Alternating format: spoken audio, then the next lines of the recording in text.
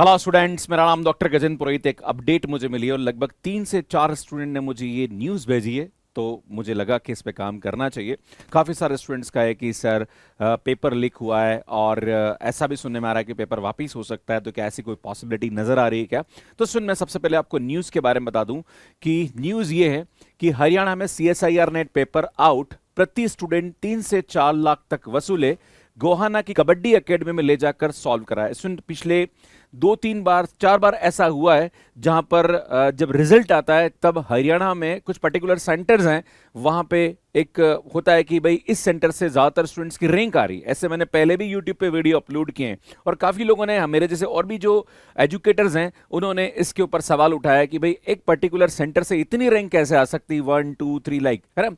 तो ये बाकायदा इस बार जो हुआ है इस पर कार्रवाई की गई है और पुलिस ने कार्रवाई की। जिस तरह से देखो आप यहाँ पे, एक दिन पहले पेपर मिल गया था और पेपर इस तरह से नीचे बिठा के सॉल्व कराया गया है ना। मतलब एग्जाम से एक दिन पहले कबड्डी मैदान में ले जाके लगभग 37 कैंडिडेट थे जिनको पेपर सॉल्व कराया गया और इनसे 3 से 4 लाख रुपए पर पेपर लिया गया।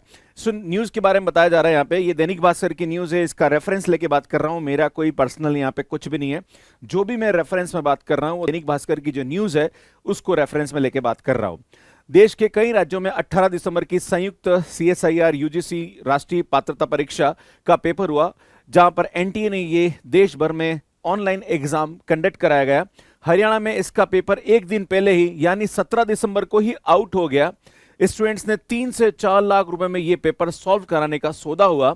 जिन स्टूडेंट से सौदा हुआ उन्हें अन्य स्थानों में एक गाड़ी में बिठाकर गोहाना क्षेत्र में बनी 2 मंजिला कबड्डी एकेडमी में लाया गया।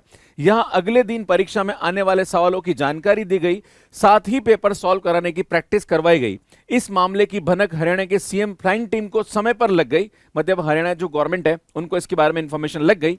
एंड जिस टेम्पो ट्रेवलर में स्टूडेंट्स को गोहाना एकेडमी तक लाया गया उसका पीछा करते हुए फ्लाइंग टीम भी पहुंच गई। मौके पे 37 अभ्यर्थी मौजूद मिले, जिनमें से 16 को केमिस्ट्री तथा 21 को लाइफ साइंस विषय का पेपर देना था। मौके से दोनों विषयों के A व B सेट प्रश्न पत्र मिले, जिनके कुल 66 पेजेस थे।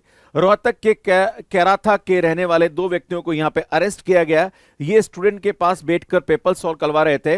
इतनी बड़ी कार्रवाई को बेहद गुप्त रखा गया। बताया जा रहा है कि हरियाणा के विंटर सेशन में इसको लेकर मुद्दा न बन जाए, इसलिए इसकी भनक मीडिया को नहीं मिलने दी गई। दैनिक भास्कर ऐप के पास इस मामले को गोहाना सदर थाने में दर्ज FIR की कॉपी है। इस मामले में ज्यादा जानकारी देने के लिए सहायक पुलिस आयुक्त गोहाना राहुल देव ने दोपहर 1:15 बजे प्रेस कॉन्फ्रेंस बुलाई और इसमें ये बकायदा जो FIRS की कॉपी भी यहां बताई गई है, जिसके बारे में पूरा यहां पे दिया गया। इसमें गोहाना में दर्ज FIR में 6 पॉइंट को इन्होंने डिस्कस किया। CM फ्लाइंग को मिली गुप्त सूचना में रोहतक CM फ्लाइंग के सब इंस्पेक्टर कर्मवीर सिंह गुप्त सूचना को मिली और 18 दिसंबर को होने वाली CSIR UGC नेट का पेपर लीक हुआ। एग्जाम के पास होने के लिए कुछ स्टूडेंट्स को 3 से 4 लाख वसूले जा रहे थे, ये पूरी इंफॉर्मेशन है। सूचना के आधार पर टीम ने पानीपत के इसराना स्थित NC कॉलेज के पास डेरा डाल दिया और निगरानी शुरू कर दी। इसमें मैं आपको बता दूं कि इससे पहले कुछ एजुकेटर ने वीडियो भी अपलोड किए थे और मैंने भी बताया था कि कुछ पर्टिकुलर सेंटर है जहां पर हरियाणा में, जहां पर हमेशा बच्चों की AIR1 AIR2 इस टाइप की रैंक आ रही थी और इसमें सवाल भी उठाया गया। मुझे लगता है ये अभी पकड़ा गया। इसका मतलब ये जो पिछले 3-4 एग्जाम्स हुए हैं उसमें भी ऐसा हो रहा होगा। इसकी पूरी मुझे यहाँ पे अंदेशा होता है कि ऐसा पहले भी होता हुआ आ रहा है। ये तो ठीक है, इस बार पकड़ा है और ये सिर्फ एक सेंटर की घटना सामने नजर आई। हो सकता है और भी सेंटर में ऐसी चीजें घटना घटित हुई हो तो वहां पे भी ऐसा पॉसिबल हो सकता है। सरकार को इस को ध्यान रखना चाहिए और मुझे लगता है कि अगर बाई चांस ऐसे और भी सब्जेक्ट में हुआ है तो उसकी जानकारी अगर मिलती है तो मुझे लगता है कि ये एग्जाम वापस से कंडक्ट होना चाहिए। जिस तरह से स्टूडेंट्स के साथ यहाँ पे जस्टिस नहीं हो रहा, और मैं आपको बता दूं कि जैसे ही रिजल्ट आएगा तो हम बाकायदा सेंटर वाइज कोशिश करेंगे कि रैंक एनालिसिस, और हो सकता है हम RTI भी दायर करें कि पर्टिकुलर किस सेंटर से कितने बच्चों का यहाँ पे नेट में सिलेक्शन हुआ, तो उससे भी आइडिया मिल सकता है। और मुझे लगता है NTA बाकायदा अगर एनालिसिस करे तो वो आइडिया निकाल सकता है कि कोई पर्टिकुलर सेंटर है जहां पर मैक्सिमम स्टूडेंट्स का नेट सिलेक्शन हो रहा है, मतलब वो कहीं ना कहीं संदिग्ध के घेरे में आते हैं। ये बहुत सारी बातें जो यहाँ पे बात करी गई, टेम्पो ट्रेवल में बिठाए गए स्टूडेंट्स, कुछ देर बाद एकेडमी पे छापामारी की गई। CM फ्लाइंग ने देखा कि स्टूडेंट्स को कबड्डी एकेडमी में बिल्डिंग की दूसरी मंजिल पर ले जाया गया। उसके बाद टीम ने मामले की सूचना गोहाना पुलिस को दी। गोहाना थाना सदर पुलिस की टीम मौके पर पहुंची तो जानकारी साझा हुई। CM फ्लाइंग और पुलिस की संयुक्त टीम ने कबड्डी एकेडमी में रेड कर दी। ऊपर के 2 कमरों में मिले स्टूडेंट, जिसमें 37 स्टूडेंट्स मिले और 2 अलग अलग डिफरेंट लोग हैं जो उनको पेपर यहाँ पे सॉल्व करवा रहे थे।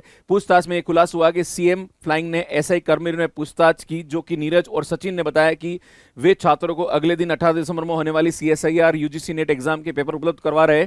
ये सौदा 3 से 4 लाख रुपए में तय हुआ। मोबाइल पर मिला था प्रश्न पत्र। सीएम फ्लाइंग की ओर से दर्ज कराई गई एफआईआर के अनुसार नीरज ने खुलासा किया कि उसका भाई धीरज मोबाइल फोन पर पेपर भेजता था। वह मौके पर मौजूदा लैपटॉप और 2 प्रिंटर के जरिए प्रिंट निकालकर छात्रों को बांटता था। सुनिए, बाकायदा न्यूज़पेपर में भी इसको दिया गया और स्टूडेंट काफ़ी सारी चीज़ें यहाँ पे बताएगी। प्लस यहाँ पे जो एफआईआर है उसका भी यहाँ पे बाकायदा नंबर दे रखा, किस एफआईआर से इनके खिलाफ मामला दर्ज किया गया। तो सुनिए, बहुत ही एक डरावना मुद्दा है जो कि मुझे लगता है इस पर काम करने की आवश्यकता है। अगर एक स्टूडेंट मेहनत करके किसी एग्जाम को देता है और वहाँ पे इस प्रकार से रिजल्ट नजर आते हैं, मुझे लगता है सोचने वाली बात है। जितने भी स्टूडेंट मुझे यहाँ पे देख रहे हैं, आप सभी से एक अनुरोध है कि अगर आपके सेंटर में भी ऐसी कोई संदिग्ध घटना नजर आती है तो उसका ब्यौरा आप कमेंट बॉक्स में जरूर दीजिएगा, और जैसे ही रिजल्ट आएगा हम इस पर एनालिसिस करेंगे। और मैं एनटीए और सीएसआर को निवेदन करूंगा कि आने वाले टाइम में इस टाइप के एग्जाम की ट्रांसपेरेंसी रखी जाए। और हो सकता है ये तो एक मामला नजर आया जो नीरज करके बंदा है जिसने पेपर यहाँ पे अलग अलग व्हाट्सएप पे मोबाइल के माध्यम से भेजे। मुझे लगता है इसके ऊपर और जानकारी निकलनी चाहिए।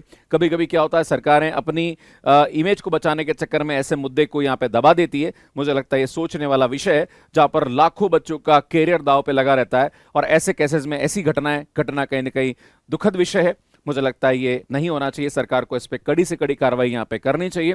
और बाकी स्टूडेंट्स इसके बारे में क्या सोचते हैं, प्लीज मुझे कमेंट करके जरूर बताइएगा। मैं लिंक्डइन पे इसके ऊपर पोस्ट करूंगा, प्लस हम ट्विटर पे भी इस न्यूज को डालेंगे। आप सभी से अनुरोध है कि उसको जरूर रीपोस्ट करिएगा और अपने जो व्यक्तिगत कमेंट है वो जरूर लिखिएगा। और कोई भी सेंटर में आपको ऐसी कोई घटना नजर आती है तो उसके ऊपर भी आप हमें यहाँ पे अपने विचार रख सकते हैं। बाकी स्टूडेंट, अगर सीएसआईआर नेट एग्जाम की तैयारी आप हमारे साथ करना चाह रहे हैं तो अभी अर्ली बोर्ड ऑफर चल रहा है, आप हमारे साथ इन एग्जाम्स की तैयारी कर सकते हैं।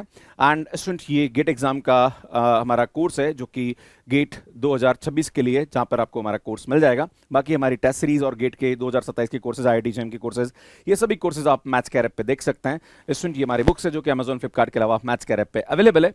बाकी स्टूडेंट, हमारा यूट्यूब चैनल सब्सक्राइब कर लीजिए, काफी अच्छा कंटेंट हम अपलोड करते हैं। आप सभी का बहुत बहुत धन्यवाद। Thank you, bye bye. और आप सभी से अनुरोध है कि प्लीज इस बात पे अपना कमेंट जरूर करिएगा। Thank you so much.